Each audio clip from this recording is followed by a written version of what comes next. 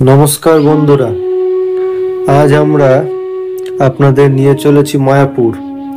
গঙ্গার তীরে অবস্থিত এই পবিত্র স্থানটি শুধু ভক্তি আর শান্তির জন্য নয়, প্রকৃতির অপার সৌন্দর্যের জন্য বিখ্যাত। আমার ভিডিওটি দেখুন এবং জানুন মায়াপুরে ঘোরার জন্য কি কি আকর্ষণীয় জায়গা আছে। মায়াপুর হলো পশ্চিমবঙ্গের নদিয়া জেলার একটি পবিত্র স্থান, যা গোটা বিশ্বে ইস্কন মন্দিরের জন্য পরিচিত। এটি শ্রী চৈতন্য মহাপ্রভুর জন্মস্থান। প্রতি বছর হাজার হাজার পর্যটক এবং ভক্ত এই জায়গায় আসেন ঈশ্বরের আশীর্বাদ এবং গঙ্গার তীরে সময় কাটাতে। ইস্কন মন্দির মায়াপুরের প্রধান আকর্ষণ। এখানে শ্রীকৃষ্ণ এবং রাধার দৃষ্টিনন্দন মূর্তি রয়েছে। প্রতিদিন ভোরে এবং সন্ধ্যায় এখানে আরতি হয়, যা এক অনন্য অভিজ্ঞতা। এছাড়াও গীতা পাঠ, সংকীর্তন এবং ধ্যানের জন্য একটি উপযুক্ত জায়গা। মায়াপুর ভ্রমণ শুধু মন্দির দর্শনে সীমাবদ্ধ নয়, এখানে আপনি গঙ্গার ঘাটে নৌকা ভ্রমণ করতে পারেন, যা অত্যন্ত আনন্দদায়ক। পাশাপাশি চৈতন্য মহাপ্রভুর বাড়ি এবং যোগপীঠ মন্দিরও দেখতে ভুলবেন না। মায়াপুর আপনি কিভাবে যাবেন? মায়াপুর আসার জন্য আপনি কলকাতা থেকে ট্রেনে কৃষ্ণনগর পর্যন্ত আসতে পারেন। তারপর সেখান থেকে গাড়ি বা অটো নিয়ে মায়াপুরে পৌঁছানো যায়। এছাড়া আপনি যদি কাটোয়া হয়ে আসেন হাওড়া বা কলকাতা থেকে বা শিয়ালদা থেকে, তাহলে আপনাকে বিষ্ণুপ্রিয়া হল্টে নামতে হবে বা নবদ্বীপ ধাম কোনো একটি স্টেশনে আপনাকে নামতে হবে। কোনো একটি স্টেশনে নেমে আপনাকে প্রথমে ফেরিঘাটে আসতে হবে। সেই ফেরিঘাটে আসার জন্য আপনাকে অটো বা টোটোতে 15 টাকা করে ভাড়া নেবে পার হেড, এবং সেখানে তারপরে আপনি নৌকা বা স্টিমারে করে আপনাকে মায়াপুর ফেরিঘাট নিয়ে যাবে। সেখানে ভাড়া হচ্ছে 10 টাকা করে জনপ্রতি, এবং সেই মায়াপুর থেকে আবার আপনাকে মন্দিরের জন্য পার হেড ওরা 25 টাকা করে নেয়, এবং তারপর আপনাকে মায়াপুর যে মেন মন্দির সেখানে পৌঁছে দেবে। তো মোটামুটি আপনাদের সময় লাগবে।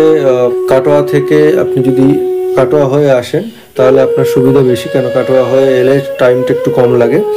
এবং আপনি বিষ্ণুপ্রিয়া হল্টে নেমে আপনাকে 10 মিনিট মতো লাগবে প্রথমে অটো বা টোটোতে, তারপরে ফেরিঘাটেও 10-15 মিনিট লাগবে, তারপর আবার মায়াপুর ফেরিঘাট থেকে আবার মেন মন্দিরে 10 মিনিট, টোটাল ওখানে 30 মিনিট মতো লাগবে। আর ট্রেনে আপনি যেখান থেকে আসবেন সেই সময়টা লাগে। কাটোয়া হয়ে আরেকটা সুবিধা হচ্ছে আপনি আসার পথে খুব সুন্দর মনোরম দৃশ্য উপভোগ করতে পারবেন। যেখানে যখন ফেরিতে করে আপনি মায়াপুর ফেরিঘাটে যাবেন তখন কিন্তু আপনি ভাগীরথী, জলঙ্গি নদী মিলনস্থল দেখতে পাবেন, যা কিন্তু আপনাকে খুবই আনন্দ দেবে। আপনি মায়াপুর চত্বরে মন্দিরে ঘোরার জন্য একটি টোটো রিজার্ভ করে নিতে পারেন, যা 100 টাকা করে নেয়।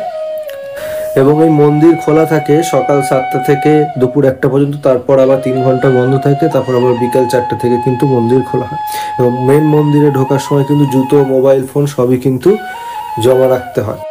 এবং আপনি যদি মায়াপুরে গিয়ে মেন মন্দিরের পাশাপাশি যদি আরও যে বিভিন্ন মন্দির রয়েছে সেগুলো যদি ঘুরে দেখতে চান, তাহলে ওরা 500 টাকা নেয় লোকাল সাইট সিং করাতে। এখানে ভোগ প্রসাদ পাওয়া যায় বিভিন্ন, তার জন্য ভবন রয়েছে। তো আপনি গদা ভবনে এসে ভোগ প্রসাদের জন্য কুপন সংগ্রহ করতে পারেন। তার জন্য আপনাকে একটু সকাল সকাল চলে আসতে হবে, কেন এতে কুপন কিন্তু শেষ হয়ে গেলে কিন্তু পাওয়া যায় না। দুপুর 12টা পর্যন্তই কুপন দেওয়া হয় এবং লাঞ্চ শুরু হয় 1টা থেকে। তো ভোগের জন্য আপনাকে 40 টাকা করে নেওয়া হয় ভোগ প্রসাদের জন্য। থাকার জন্য ইস্কন মন্দিরের অতিথিশালায় বুকিং করতে পারে, বা স্থানীয় হোটেলগুলি একটি ভালো অপশন। স্টেশনের কাছে বা আপনি মায়াপুর ফেরিঘাটের কাছে অনেক হোটেল পেয়ে যাবেন, এগুলো কম দামে আপনার থাকতে পারবেন। এছাড়া আপনি মায়াপুর ইস্কন মন্দিরের ভেতরে অনেক ভবন রয়েছে, যে কোনো ভবনে আপনি কিন্তু প্রি বুকিং করে অনলাইনে কিন্তু আসতে পারেন। এবং এখানে মায়াপুর মন্দিরে একটা বিশেষ ব্যাপার হচ্ছে, এখানে হোটেল ভাড়া কিন্তু সবসময় সারা বছরই একই থাকে।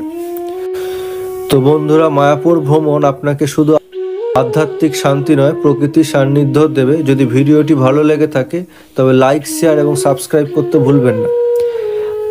আপনারা মায়াপুর সম্পর্কে কোনো প্রশ্ন থাকলে কমেন্ট করে জানাতে পারেন।